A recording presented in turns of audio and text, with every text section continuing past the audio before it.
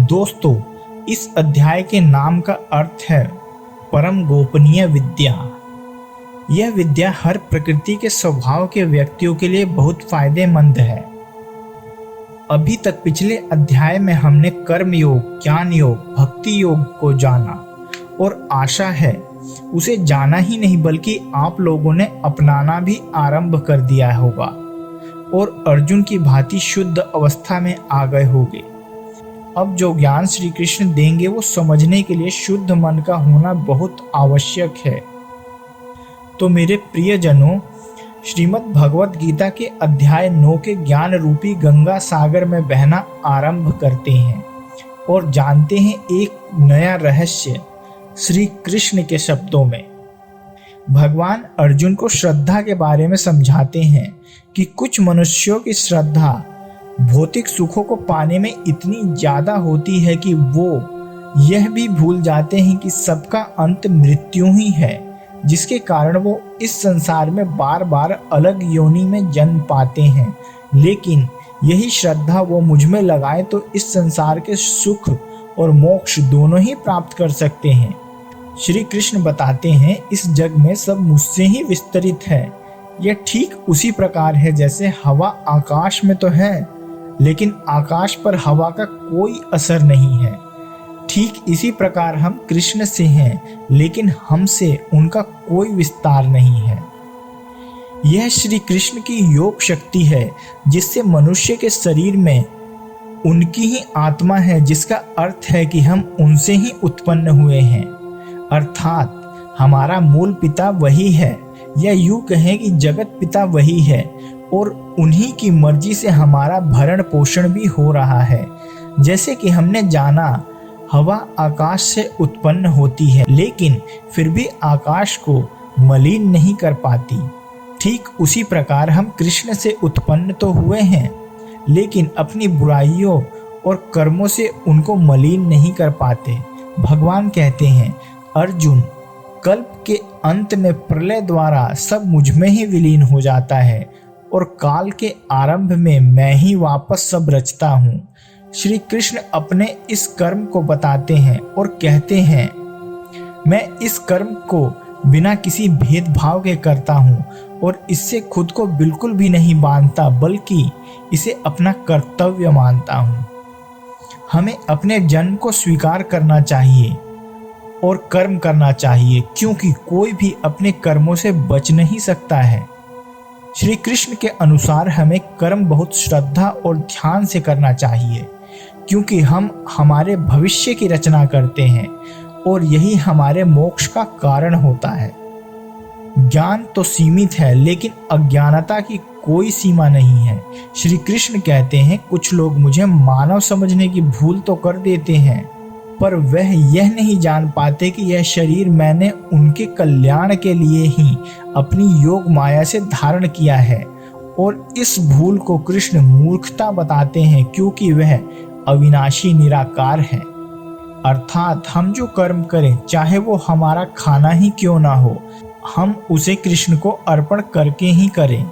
ऐसा करने से हम कर्म बंधन से मुक्त हो जाते हैं। वैसे तो श्री कृष्ण हर जगह व्याप्त है, हर किसी में है, लेकिन भक्तों की जिम्मेदारी वो स्वयं ले रहे हैं। श्री कृष्ण यह भी बता रहे हैं, दुराचारी व्यक्ति भी अगर उन्हें भजे तो वह भी सज्जन पुरुष के समान माना जाता है और उसका भी कल्याण मैं करता हूँ। जो भी व्यक्ति कृष्ण भक्ति करता है चाहे वो अमीर, गरीब या किसी भी वर्ण का हो, वो मोक्ष प्राप्त करता है जो कि अंतिम सत्य है। और जो मोक्ष प्राप्त नहीं कर पाता वो अगला जन्म अपने कर्मों-अनुसार पाता है, या तो पशु योनि या फिर मनुष्य योनि। दोस्तों, इस अध्याय में श्री कृष्ण यही रहस्य बताते हैं कि हे अर्जुन, तू मुझ में ही ध्यान लगाकर निष्काम कर्म कर। तो दोस्तों, अब हम चलते हैं कुरुक्षेत्र की रणभूमि में और सुनते हैं अध्याय 9, राज विद्या, राजगुह्य योग। श्री कृष्ण ने कहा, हे अर्जुन, चूंकि तुम मुझसे कभी ईर्ष्या नहीं करते इसलिए मैं तुम्हें यह परम गुह्य ज्ञान तथा अनुभूति बतलाऊंगा, जिसे जानकर तुम संसार के सारे क्लेशों से मुक्त हो जाओगे। यह ज्ञान सब विद्याओं का राजा है, जो समस्त रहस्यों में सर्वाधिक गोपनीय है। यह परम शुद्ध है, और चूंकि यह आत्मा की प्रत्यक्ष अनुभूति कराने वाला है, अतः यह धर्म का सिद्धांत है। यह अविनाशी है और अत्यंत सुखपूर्वक संपन्न किया जाता है। हे परम तप, जो लोग भक्ति में श्रद्धा नहीं रखते वे मुझे प्राप्त नहीं कर पाते, अतः वे इस भौतिक जगत में जन्म मृत्यु के मार्ग पर वापस आते रहते हैं। यह संपूर्ण जगत मुझ में अव्यक्त रूप से व्याप्त है। भूत मात्र मुझ में स्थित हैं, परंतु मैं उनमें स्थित नहीं हूँ, और भूत मात्र मुझ में स्थित नहीं है। मेरे ईश्वरीय योग को देखो कि भूतों को धारण करने वाली और भूतों को उत्पन्न करने वाली मेरी आत्मा उन भूतों में स्थित नहीं है। जैसे सर्वत्र विचरण करने वाली महान वायु सदा आकाश में स्थित रहती है, वैसे ही संपूर्ण भूत मुझ में स्थित हैं, ऐसा तुम जानो। हे कुंती पुत्र, कल्प का अंत होने पर सारे प्राणी मेरी प्रकृति में प्रवेश करते हैं, और अन्य कल्प के आरंभ होने पर मैं उन्हें अपनी शक्ति से पुनः उत्पन्न करता हूँ। संपूर्ण विराट जगत मेरे अधीन है, अतः मेरी इच्छा के बारंबार स्वतः प्रकट होता रहता है और मेरी इच्छा से अंत में विनष्ट हो जाता है। हे धनंजय, ये सारे कर्म मुझे नहीं बांध पाते। मैं उदासीन की भांति इन सारे भौतिक कर्मों से सदैव विरक्त रहता हूँ। हे कुंती पुत्र, यह भौतिक प्रकृति मेरी शक्तियों में से एक है और मेरी अध्यक्षता में कार्य करती है, जिससे सारे चर तथा अचर प्राणी उत्पन्न होते हैं। इसके शासन में यह जगत बारंबार सृजित और विनष्ट होता रहता है। जब मैं मनुष्य रूप में अवतरित होता हूँ तो मूर्ख मेरा उपहास करते हैं। वे मुझ परमेश्वर के दिव्य स्वभाव को नहीं जानते। जो लोग इस प्रकार मोहग्रस्त होते हैं वे आसुरी तथा नास्तिक विचारों के प्रति आकृष्ट रहते हैं। इस मोहग्रस्त अवस्था में उनकी मुक्ति आशा, उनके सकाम कर्म तथा ज्ञान का अनुशीलन सभी निष्फल हो जाते हैं। हे पार्थ, मोहयुक्त महात्मा जन देवी प्रकृति के संरक्षण में रहते हैं। वे पूर्णतः भक्ति में निमग्न रहते हैं, क्योंकि वे मुझे आदि तथा अविनाशी भगवान के रूप में जानते हैं। हे महात्मा, मेरी महिमा का नित्य कीर्तन करते हुए दृढ़ संकल्प के साथ प्रयास करते हुए मुझे नमस्कार करते हुए भक्ति भाव से निरंतर मेरी पूजा करते हैं। अन्य लोग जो ज्ञान के अनुशीलन द्वारा यज्ञ में लगे रहते हैं, वे भगवान की पूजा उनके अद्वय रूप में, विविध रूपों में तथा विश्व रूप में करते हैं। किंतु मैं ही कर्मकांड, मैं ही यज्ञ, पितरों को दिया जाने वाला अर्पण, औषधि, दिव्य ध्वनि, घी, अग्नि तथा आहुति हूँ। मैं इस ब्रह्मांड का पिता, माता, आश्रय तथा पितामह हूँ। मैं जानने योग्य, शुद्धिकर्ता तथा ओंकार हूँ। मैं ऋग्वेद, सामवेद तथा यजुर्वेद भी हूँ।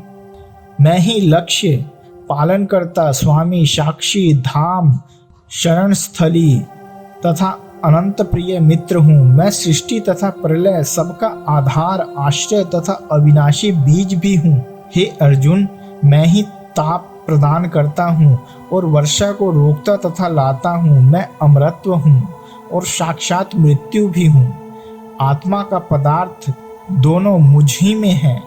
जो वेदों का अध्ययन करते तथा सोम रस का पान करते हैं, वे स्वर्ग प्राप्ति की घोषणा करते हुए अप्रत्यक्ष रूप से मेरी पूजा करते हैं।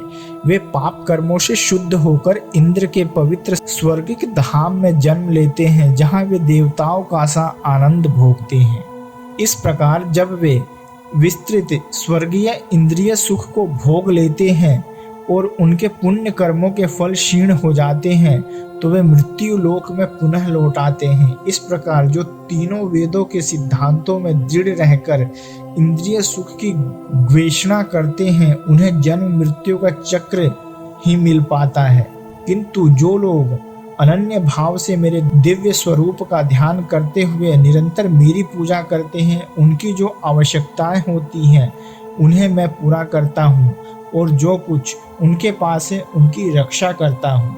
हे कुंती पुत्र, जो लोग अन्य देवताओं के भक्त हैं और उनकी श्रद्धा पूर्वक पूजा करते हैं, वास्तव में वे भी मेरी पूजा करते हैं, किंतु वे यह त्रुटिपूर्ण ढंग से करते हैं। मैं ही समस्त यज्ञों का एकमात्र भोक्ता तथा स्वामी हूँ। अतः जो लोग मेरे वास्तविक दिव्य स्वभाव को नहीं पहचान पाते, वे नीचे गिर जाते हैं। जो देवताओं की पूजा करते हैं, जो देवताओं के बीच जन्म लेते हैं, जो पितरों को पूजते हैं, वे पितरों के पास जाते हैं। जो भूत प्रेतों की उपासना करते हैं, वे उन्हीं के बीच जन्म लेते हैं। और जो मेरी पूजा करते हैं, वो मेरे साथ निवास करते हैं। यदि कोई प्रेम तथा भक्ति के साथ मुझे पत्र, पुष्प, फल या जल प्रदान करता है, तो मैं उसे स्वीकार करता हूँ। हे कुंती पुत्र, तुम जो कुछ करते हो, जो कुछ खाते हो, जो कुछ अर्पित करते हो तथा दान देते हो, जो भी तपस्या करते हो, उसे मुझे अर्पित करते हुए करो। इस तरह तुम कर्म के बंधन तथा इसके शुभाशुभ फलों से मुक्त हो सकोगे। इस संन्यास योग में अपने चित्त को स्थिर करके तुम मुक्त होकर मेरे पास आ सकोगे। मैं न तो किसी से द्वेष करता हूँ, न ही किसी के साथ पक्षपात करता हूँ। मैं सबों के लिए समभाव हूँ, किंतु जो भी भक्ति पूर्वक मेरी सेवा करता है वह मेरा मित्र है, मुझ में स्थिर रहता है और मैं उसका मित्र हूँ। यदि कोई जघन्य से जघन्य कर्म करता है, किंतु यदि वह भक्ति में रत रहता है, तो उसे साधु मानना चाहिए, क्योंकि वह अपने संकल्प में अडिग रहता है। वह तुरंत धर्मात्मा बन जाता है और स्थायी शांति को प्राप्त होता है। हे कुंती पुत्र, निडर होकर घोषणा कर दो कि मेरे भक्त का कभी विनाश नहीं होता। हे पार्थ, जो लोग मेरी शरण ग्रहण करते हैं, वे भले ही निम्न जन्मा स्त्री, वैश्य तथा शूद्र क्यों न हो, वे परम धाम को प्राप्त करते हैं। फिर धर्मात्मा ब्राह्मणों, भक्तों तथा राज ऋषियों के लिए तो कहना ही क्या है। अतः इस क्षणिक दुखमय संसार में आ जाने पर मेरी प्रेम भक्ति में अपने आप को लगाओ, अपने मन को मेरे नित्य चिंतन में लगाओ और मेरे भक्त बनो। मुझे नमस्कार करो और मेरी ही पूजा करो। इस प्रकार मुझ में पूर्णता तल्लीन होने पर तुम निश्चित रूप से मुझको प्राप्त करोगे।